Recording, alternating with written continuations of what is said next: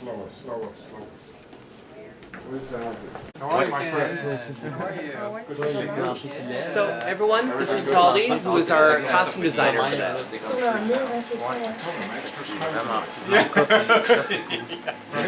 asked Jamie, I said, crank it up. This is Saldi Goko, our costume designer. Hello. How are you? Fine, thanks. Very colorful. It's a colorful show.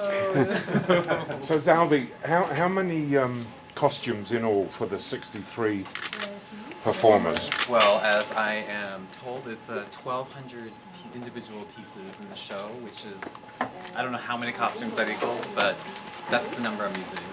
So, And you have a favorite hidden amongst this?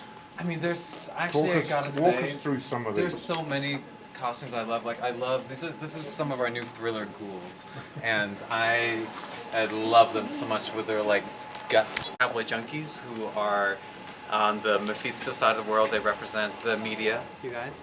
The media that hounded Michael.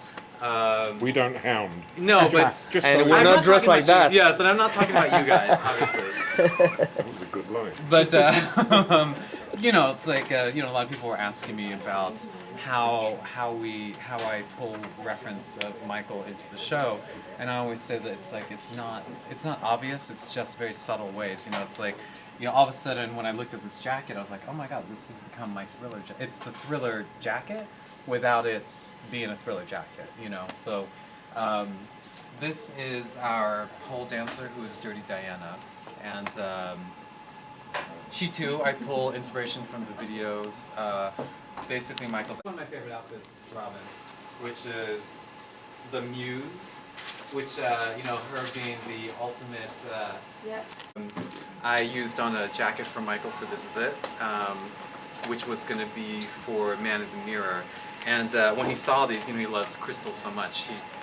He called them. He was like, I'm going to call these my secret treasures. So.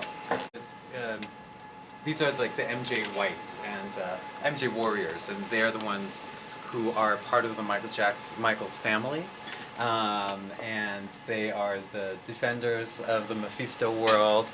And there's a moment when we go into They Don't Care About Us, where the MJ girls go Technicolor. You know, Walk us through the trademarks of Michael. The shoes, the hat, the white socks. yes. I mean, They were trademarks. They are trademarks, you know. And did he create those, or did you assist him in creating them? No, because I came in, you know, the first time I worked with Michael was for This Is It. So, you know, that's well established. You know, as far as I know, he created all of that stuff by himself. You know, like, I want to wear sports socks. You know, it's like... With sequins. Exactly. I want to wear a fedora, you know, because I'm sure he likes gangster films, you know, and things like, you know, old Hollywood. So I think, you know, these are all his creations and become the icons of Michael Jackson. And in our show, they're the talismans of the 4 heroes of our show. Each one goes on a journey. And Do you remember when we walked around in Montreal, you showed me one piece of wardrobe that you'd done for This Is It that you didn't finish doing for This Is It, but that went into Immortal? which one was that one? Oh It my was God. it was one with lights. Oh yes, that's that was the LED costumes. Right, that, the LED I costumes. was going to be doing for Billie Jean for Michael, and in this show it's in Billie Jean. So it lives on. It lives didn't on. make it to This Is It, but It didn't make it to This Is It, but and, you know, and I didn't want to repeat anything that I had ever done for Michael. You know, he's about doing fresh ideas, but I know how much he loved that Right. and how much he. do we have that here? It looks like nothing. It's right. Oh, and you speak English or French? I speak English. I'm from Philly. Philly. Oh, Steve Materano's land. You better get over to the Rio. There's a restaurant there. Hey, we come on in. So what? You're the muse who sits high in the ceiling and. No, I play guitar. Oh, you're the rock and roll. You're the one. So, had you ever walked on a thin strip of police tape before in I your have life? not. I have not. But you do here. I do hear. That's right. How long that take to learn? It's still learning. Yeah, it took a lot of months of practicing. Yeah. Yeah. And how did you wind up at Cirque du Soleil? I ended up here totally by accident. I saw an ad on Facebook that Cirque du Soleil was looking for a female guitar player. Yeah. And I just sent in a few videos and my resume, and I never expected to hear back from them.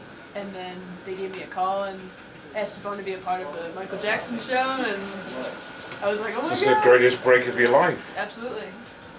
That's amazing. Did they design the costume around you, or did you just fit into it? Because that's a pretty wild costume It you is. wear. Yeah, I'm not sure. I know it was designed, and then I don't know. Do you know how that works? How that works? I think they have a look at you. Zadie have a look at you, and after they decide to do. They have some drawing of the release. They Yeah. start with some of the drawings, and after they have to build the costume of fit. And exactly. what is your name? Gina Gleason? Gina Gleason from Philly. Yes, sir. And who did you play guitar with before? I played in an all-girl Metallica tribute band called Miss Metallica. Ms. Metallica? and how was the That's how we career know. of Ms. Metallica going? It was, yeah, you know. We would tour around the U.S. and we did some European tours. Oh, You know, playing bars and stuff like that, rock and roll, you know. And a lot different from this. now you actually play the guitar Yes. on the stage in this Yeah, it's live live guitar. Yeah, to Michael's music. What does that feel like? it's amazing. Yeah, Yeah? yeah, it's really interesting to have the produced, polished tracks and then putting live elements over top of it and figuring out how to fit into that, you know? Because live and recorded is such a different thing. So you turn your back on heavy metal and gone to King of Pop. I'm just a music lover, so it's, you know, I like everything. And how long does the process of making you up every day take? When I do, it takes like, takes me about 2 hours to get makeup and dressed and wig and all that stuff, so Wow. that's just me. But Ordinary, she's doing the makeup by herself. That's right, yeah. Really? For today, Yes. just a special. Okay. That's a man from Peckham wind up in Vegas. When I watched this in previews, I was completely amazed by the fact that they go up so high and land on their stomachs. Yes. If I landed on my stomach, it would probably kill me. So, how does it not affect you? I'm guessing they're dropping like 5 feet high onto their stomach. They Tell me how they... Richard, get this. they've been training for many years doing rhythmic gymnastics. This is basically the fundamentals of what this is. So and it's all about technique. So when you're landing on your stomach, you put your hands down first. You start to absorb the floor, and then because your body's nice and tight, you disperse all the energy on the floor. So if you're floppy on the floor, it's going to hurt. If you're nice and tight, you disperse the energy on the floor. Plus also, they're used to doing it on their the normal gymnastics floor. This floor is much more forgiving. So right now this is 110 psi, and we can go right up to 200-300 psi, or we can go down to 50 psi. So what we did right now was in creation we played with what pressure suited those guys best, and we found out that 110 psi was the best for stability and also forgiving on their body. Obviously, their body is trim and taut, Yes. not like mine. They have notes from me every day about keeping tight. My job is to make sure that they don't get injured. So it's all about technique. Absolutely. These obviously, these kids who are Korean, is this an act, an art that they have over there? Actually, these guys are from Japan. Oh, Japan. Yeah, and they are their sport is actually men's rhythmic gymnastics in Japan. It's a very typical Japanese sport, and so everything that we're using here is basically with part of their rhythmic gymnastics. There's a part of bunking, there's a part of rhythmic gymnastics, there's a part of dancing, there's a part of acrobatics, and we mixed all of those things together to create the act. They rehearse every day. Yes, pretty much. Yes. And during creation, sometimes twice a day. We started from basically the sport, and we just molded it. And my job with the creation team is to try and find which things suit this act. And one of the hardest things to actually teach them was actually the acting, because they're really nice guys, and Smooth Criminal, they had to be very gangster, Yakuza type people. So we had a lot of acting classes, voice classes for them, because they need to be tough. So even to walk down stage, they would walk down stage like nice guys, and we had to really teach them how to walk. Yeah. Do you see the bungee? How high is the bungee? PJ, what's the height of the frame of bungee?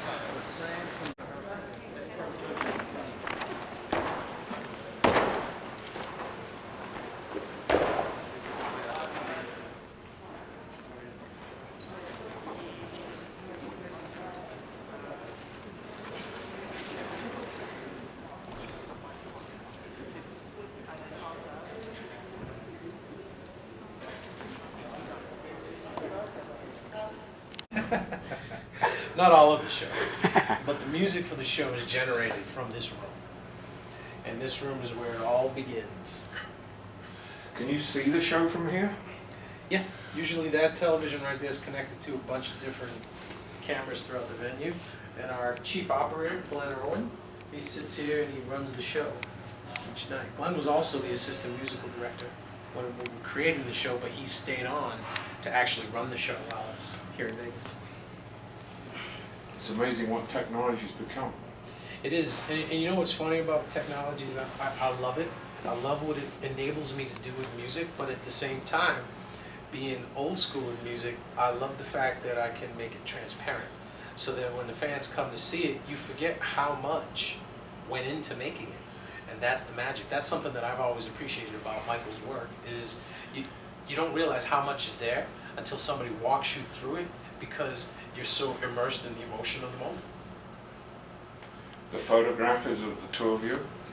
I wish. Yeah, That photograph, Glenn is got a really great friend who kind of defined the way guitar parts are played. Wah-Wah Watson.